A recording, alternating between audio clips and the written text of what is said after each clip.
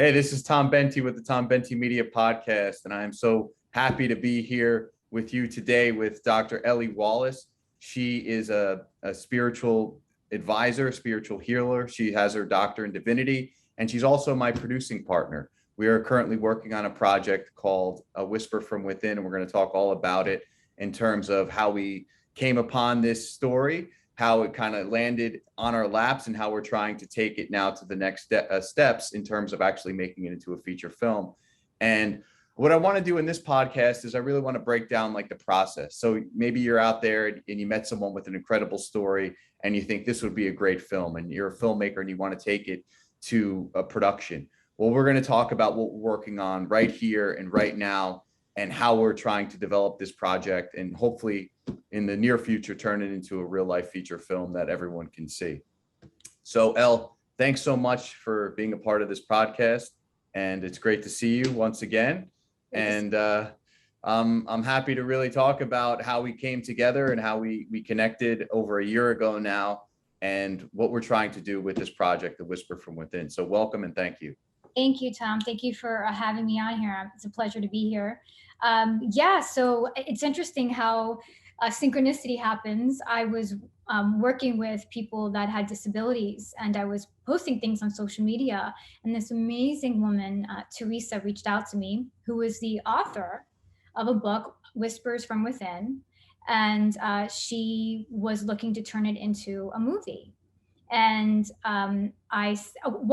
had asked me to read her book, and I read it, and I just was blown away by this woman's courage and faith in God to move forward in her life with such tragedy. And basically, quick summary on who Theresa is. She is she's disabled, pretty much mobile bound due to having, it was an aneurysm when she was like 14 years old. She was an athlete, and at 14, she had an aneurysm, and it left her unable to use her arms and legs, and is wheelchair bound.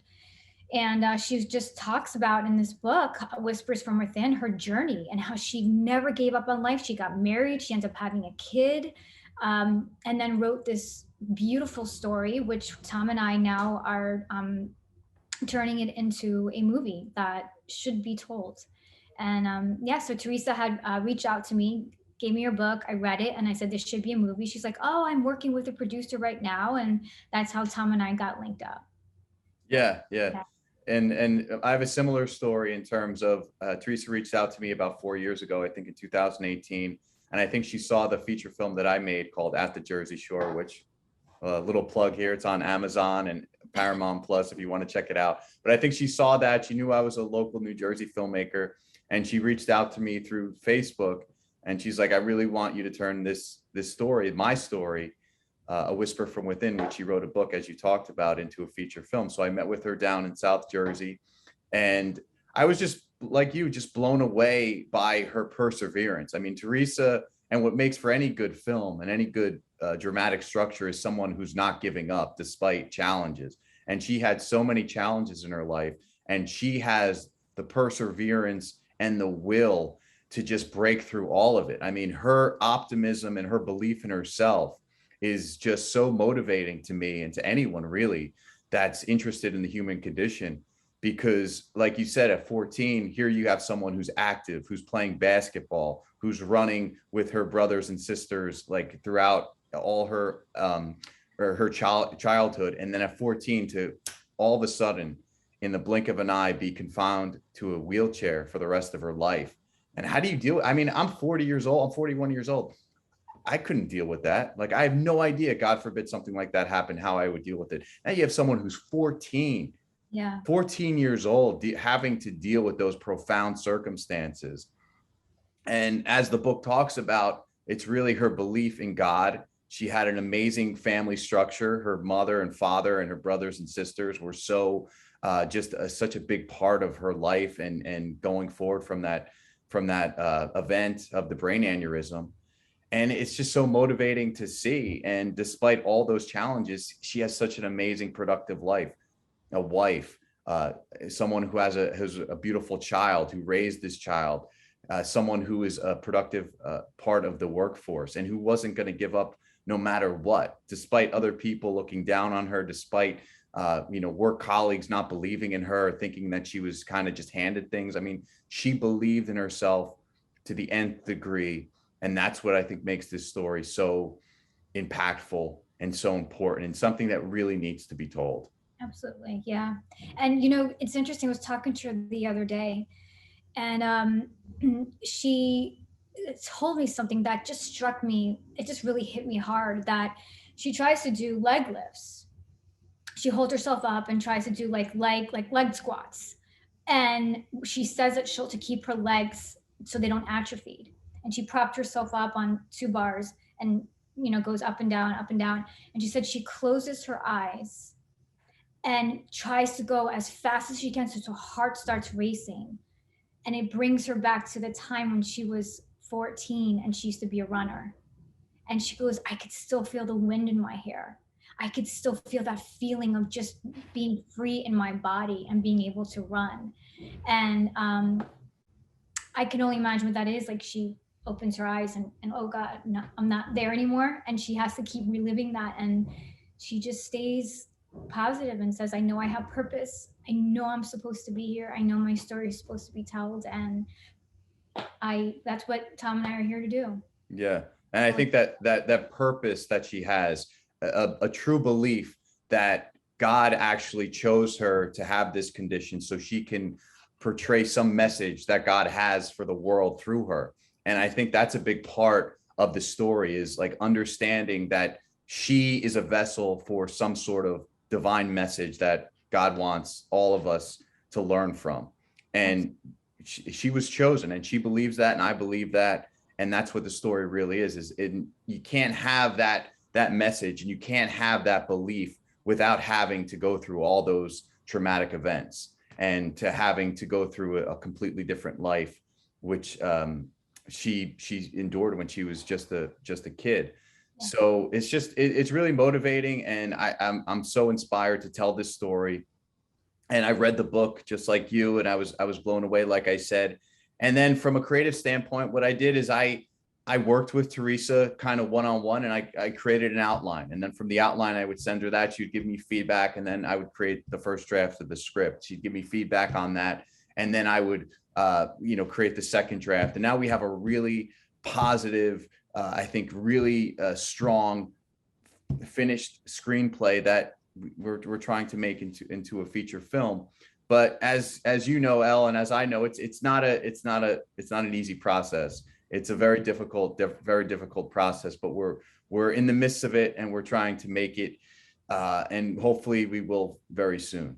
Yeah, especially such a niche market of it being, it is a faith-based film, and it is, and it's also so needed now in the world today, having something positive and having that, courage, that and inspiration, that no matter how bad things get, there is light at the end of the tunnel, and that there is purpose, and you do have purpose. And I think for so many people who are struggling with something, that you are chosen. If you're going through a hardship, the purpose of that hardship, one, is for your own evolution, growth, like for your own soul's growth, to go for it, overcome it.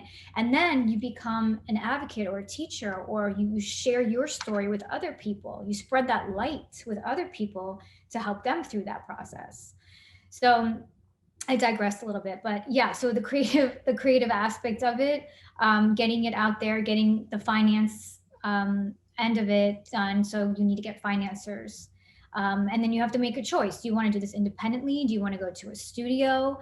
How much control and rights do you want to have over the script and the story? Because if you do go through a studio, you tend to lose a lot of the rights, or sometimes they just want to buy the script, or the story off of you, and then they go off and do their own production. So you have a lot of factors to consider in your different steps, and what you want to do, and how passionate you feel about the story, and how involved you want to be in it. But if you want the control and the vision of it, then I say go independent, because when you're independently producing something, it's your baby.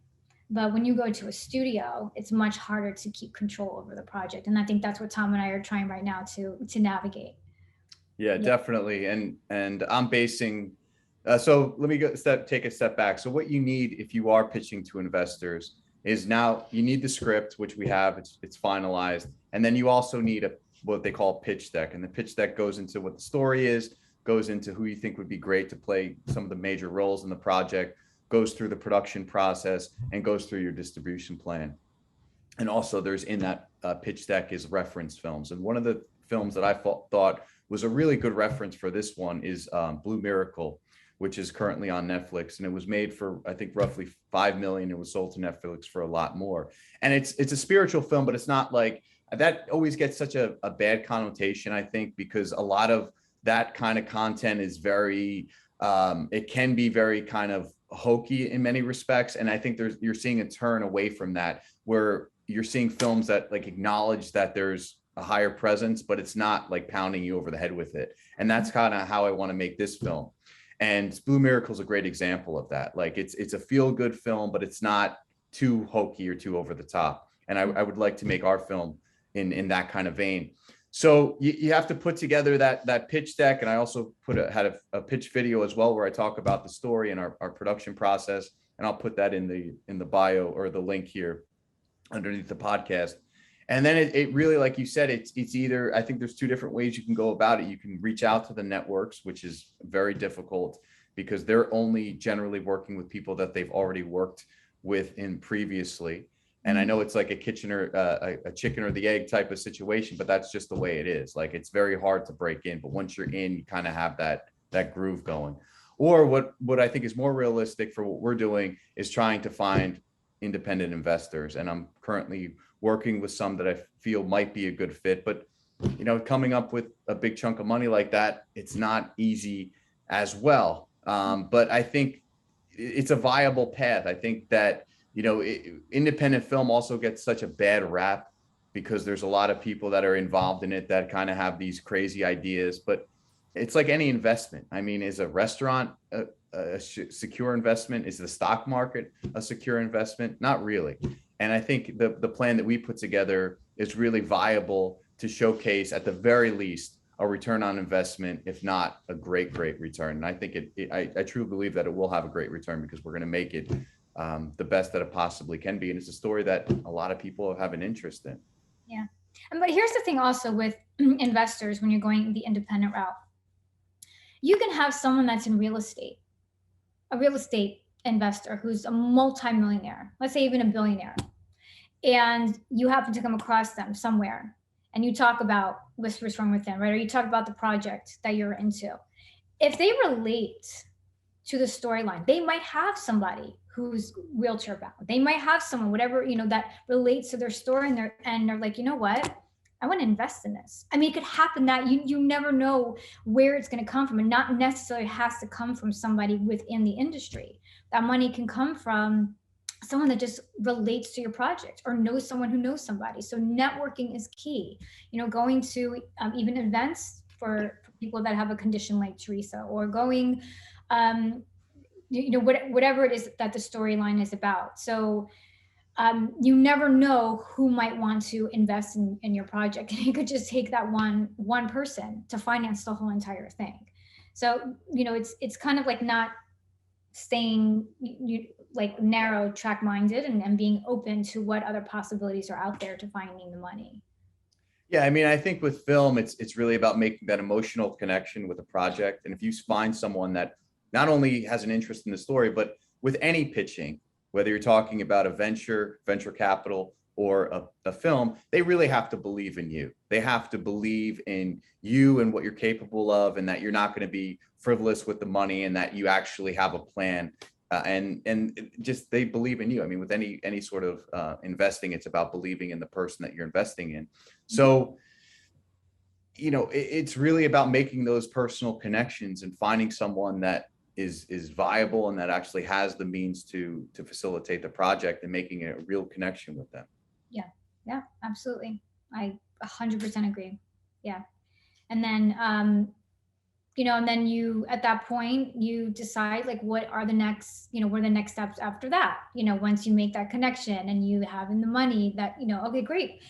wow, okay, now we have the money. Now what? It's like, okay, the next step. But that you wouldn't want to pre-plan for that always. But then you have to find your directors or actors. That's another thing, is that if you can get um, a director, or you might know of an actor or actor, somebody that, unfortunately, it's just the way this business goes, but you have somebody that is a very um, accomplished actor or accomplished director, and you can attach them to the project, that also can get your foot in the door as well, because it's just more appealing that way, and bringing in investors in. So that's another route to go too. If you just happen to know someone who knows somebody, and can get them attached to the project, put that on the pitch deck, and that also will open some doors for you as well. That's true. And again, it's the chicken or the egg, but sometimes you can't get the actor attached unless there's the funds, but you can't get the funds unless you have the actor. So it comes down to who you know. I mean, with every industry, it's who you know, but really with the movie industry, it's really about who you know, because you have to get those people on board. You have to get good people. You have to have names that can really promote the project and help it to just get funding, and then help it once it gets made to get out there into the world. Yeah. And do you want to talk about like film festivals or things that you were going to try and you're going out there and trying to get the word out to it? Maybe you could talk about that a little bit. Definitely, yeah. So I have other projects that I'm working on. I have a TV pilot, a web series, and also with this script, I've been sending those to film festivals. And now that thankfully the pandemic is over and we're back to live events, I plan on going to some film festivals that these other projects are getting into, and networking for all the projects that I'm working on, particularly with The Whisper from Within, because at these festivals, you meet other producers, you meet actors, you meet directors, you meet people that are doing what you're doing, and maybe you could help them and maybe they can help you. And I think it's just, like you said, you have to network, you have to get out there and meet people that potentially have the same interests as you, as a way of making these projects and getting them made. So, and then the other part is like, once we do finish the film, it's like maybe we submit to the festivals and kind of gain exposure that way. So I think film festivals, there's so many of them now, they really provide an outlet for networking and also for exposure for the projects that you're currently working on, and also the ones that you have in the pipeline. Yeah. Yeah, absolutely. Yeah, definitely. So, Elle, what else are you currently working on in terms of other projects? Are there any other things that you'd like to talk about on the show? Yeah. So I am working on actually a movie that I wrote, and it has to do with domestic violence. Actually, it's my story, a true story based on a relationship that I was in, and it's actually based on two women that have experienced domestic violence. It's a topic that is not widely discussed. And I feel that it is something that people need to be educated on, and not just for the gay community, but just in general, overall, what domestic violence looks like, because it's not always about being physically hit. It's words, it's emotional abuse. A lot of people now are talking about, finally coming to light, narcissistic abuse and how devastating that is. And emotional abuse can be just as scarring as physical abuse, because with emotional abuse, it changes the chemicals in your brain. It actually causes brain damage over an extensive period of time, complex PTSD. There's so many things that happen that people just aren't even aware of. They'll say, because I do counsel clients, and people will say, yeah, but he never hit me, or she never hit me.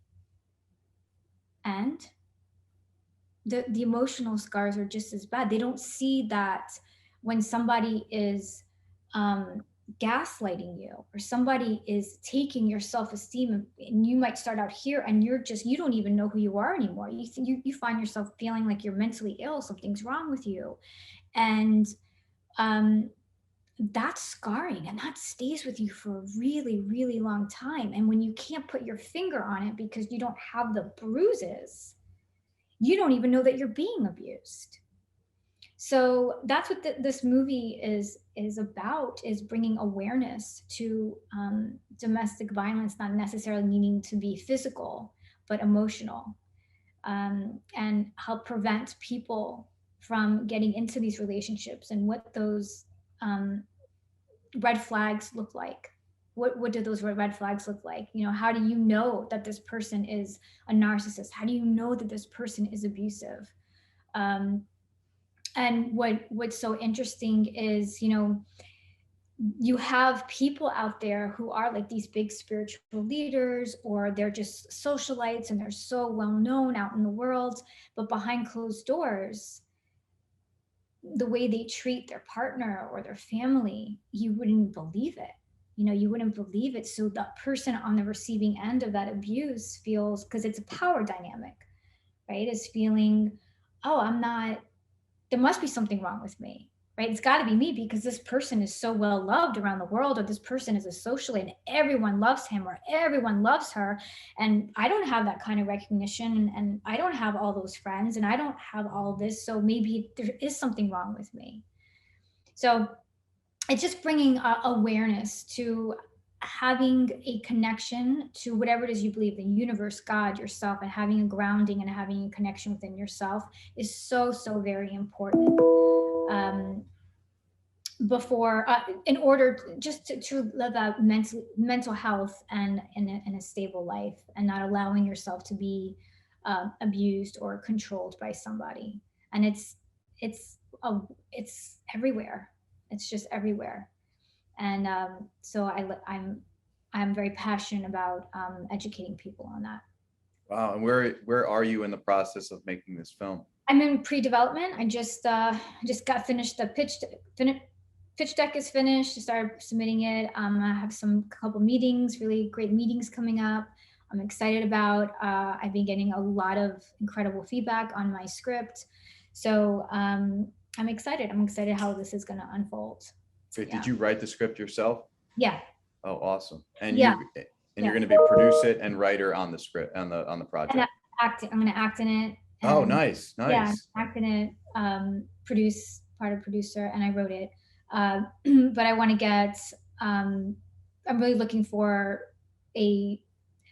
preferably a gay female director, just because of the material, and that they really understand kind of the dynamic between the two women. So that's kind of really what I'm looking for right now. Nice. Yeah. So you're essentially going to play yourself? Yeah. Wow.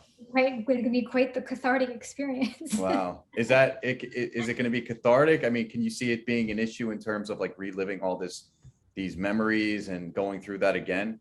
Probably, but and when you're acting in general, when are you not having to do that? So what difference would that really make? Because if any role that you play and it is very heavy, you have to get into that person's psyche. So you're living those emotions anyways. So, but I'll let you know if I'm back in therapy or not after I shoot it. Yeah, I'll keep you posted on that. Yeah. Well, it sounds like you pick projects that you have a real like connection to. Like it sounds like you want to have a real message with everything that you're saying. It's not like you're just picking projects out of a hat. Like these are things that really mean something to you. No, I wouldn't either. I can't do anything that I don't feel passionate about. I don't care about the money. I mean, I get approached by people even to be in some movies or produce a movie. And I just don't, if I don't feel passionate about something, I can't do it. I'd rather be counseling clients. I'd rather, read a spiritual book, than be a part of something that I just don't have a passion about. Like I will never do a horror film. I don't care if someone offers me millions of dollars. I will never do a horror film.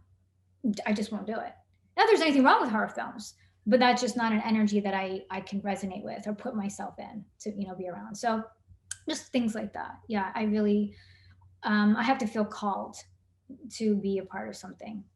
Yeah. And you have experience in casting, you have experience as an actor.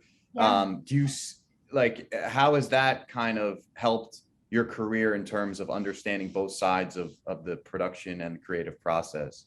Oh my God. I started out as a casting director. Well, I started out acting and then I moved in as a casting director. I got so lucky. I started out, one of my first things that I helped, I was on the casting team of was Marley and Me. You know, I got like really big projects that I was working on. And you get such an insider view of the actor's experience. And I have so much compassion for an actor and what they have to go through when they're in that audition room. In my casting sessions, they would last 12 hours because I would give each actor anywhere from 30 minutes to sometimes an hour to be able to, I mean, if I saw that they came in prepared, some of them I just in and out, you could tell. But if I saw an actor that came in prepared and I knew they were just nervous, because truthfully, I suck at auditioning. Auditioning is a skill. And there are some award-winning actors that have said they're not good at auditioning. They're not good at it. I'm not good at auditioning. So I understand that as myself as an actor. So when an actor came in and I could see that they had their lines down, they were prepared, but I can tell they were so nervous. You know, it's like asking are you gonna say to a painter or a sculptor, you got 3 minutes, go paint right now, paint that. That's like saying to an actor, go cry right now. And I'm going to film you. You have 3 minutes, go cry. And you have casting directors like that, or don't even give back feedback or energy, or there's nothing to play off of.